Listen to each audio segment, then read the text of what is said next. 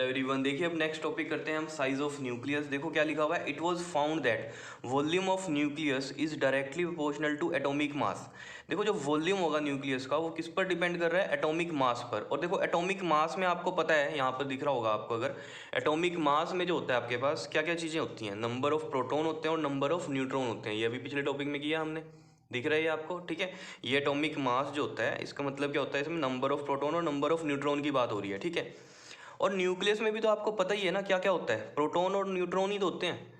तो उसका वॉल्यूम जो होगा न्यूक्लियस का वो किस पे डिपेंड करेगा, नंबर ऑफ प्रोटॉन और नंबर ऑफ न्यूट्रॉन पे। तो वॉल्यूम ऑफ न्यूक्लियस किस पर डिपेंड कर रहा है हमारे पास यहाँ पर, एटॉमिक मास पर। क्यों, एटॉमिक मास में हमारे पास आते हैं प्रोटॉन और न्यूट्रॉन। तो आपको एक सिंपल सी बात समझनी है कि ये वॉल्यूम ऑफ न्यूक्लियस किस पे डिपेंड करता है, कि इसमें कितने आपके पास प्रोटॉन है कितने न्यूट्रॉन है, मतलब कि एटॉमिक मास, ठीक है। उसी पे इसका जो है वॉल्यूम ऑफ न्यूक्लियस डिपेंड करता है। अब देखो यहाँ से हमें पता चल गया कि वॉल्यूम जो है वो डायरेक्टली प्रोपोर्शनल है एटॉमिक मास के। एटॉमिक मास को हम ए से रिप्रेजेंट करते हैं। और एटॉमिक मास के क्यों डायरेक्टली प्रोपोर्शनल है ये, क्योंकि न्यूक्लियस के अंदर सिर्फ प्रोटॉन और न्यूट्रॉन होते हैं। तो वो एटॉमिक मास भी वही हो गया ना, कि नंबर ऑफ प्रोटॉन और नंबर ऑफ न्यूट्रॉन मिलके क्या बनाते हैं, एटॉमिक मास बनाते हैं, ठीक है। तो वॉल्यूम ऑफ न्यूक्लियस जो हो गया वो डायरेक्टली प्रोपोर्शनल हो गया किसके ऊपर, एटॉमिक मास के ऊपर, ठीक है।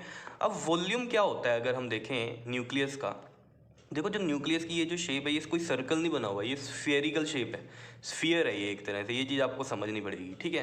तो जो वॉल्यूम ऑफ स्फीयर होता है उसका फॉर्मूला क्या होता है आपके पास, 4/3 पाई आर क्यूब। आर क्या है यहाँ पर, रेडियस ऑफ दैट न्यूक्लियस होगा, ठीक है। जैसे ये वाला प्रोटॉन न्यूट्रॉन वाला है ना, ये वाला हम बात कर रहे हैं, ठीक है। तो ये इसका क्या होगा, आर होगा, रेडियस ऑफ दैट न्यूक्लियस होगा, ठीक है।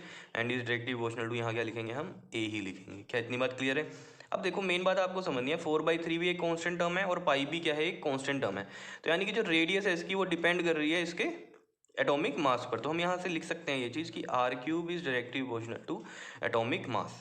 क्या इतनी बात समझ में आ रही है या नहीं आ रही है बताओ। और इसको हम और किस तरीके से लिख सकते हैं, R is directly proportional to A 1/3, यहाँ कर सकते हैं हम।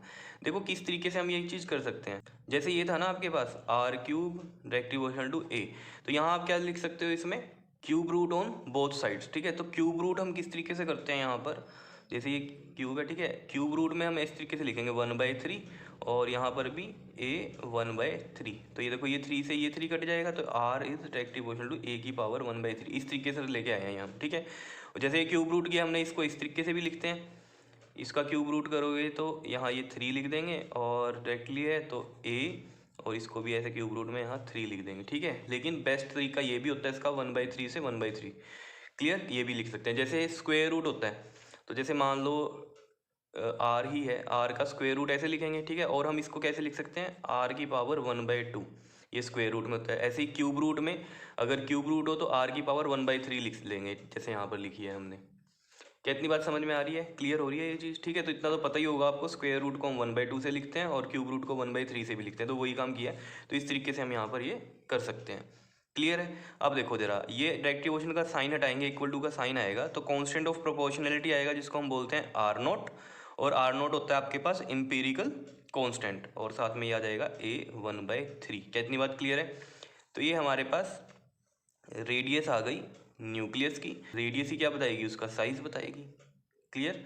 तो यहाँ पर हम लिख देते हैं ये बात, ये आर नॉट वाली, कि where R naught is constant of proportionality, proportionality जिसको हम क्या बोलते हैं, कॉल्ड एम्पिरिकल कांस्टेंट। क्या बोलते हैं हम इसको, एम्पिरिकल कांस्टेंट, क्लियर। और आर नोट की जो वैल्यू होगी आपके पास वो कितनी होती है हमारे पास, 1.1 इंटू में 10 की पावर -15 मीटर, ये आर नोट होता है, क्लियर है। तो ये चीज़ आपको ध्यान में रखनी पड़ेगी न्यूमेरिकल्स के लिए। तो आर नोट की वैल्यू आपको पता होनी चाहिए, 1.1 इंटू में 10 की पावर -15 होती है। कर लोगे ये, बताओ, बड़ा सिंपल सा ही था, कोई इतना मुश्किल तो नहीं था ये, ठीक है जी। तो इसको कर लेना साइज ऑफ न्यूक्लियस को। नेक्स्ट जो हमारा टॉपिक है वो है न्यूक्लियर डेंसिटी, उसको हम नेक्स्ट वीडियो में करते हैं। ओके जी, थैंक यू।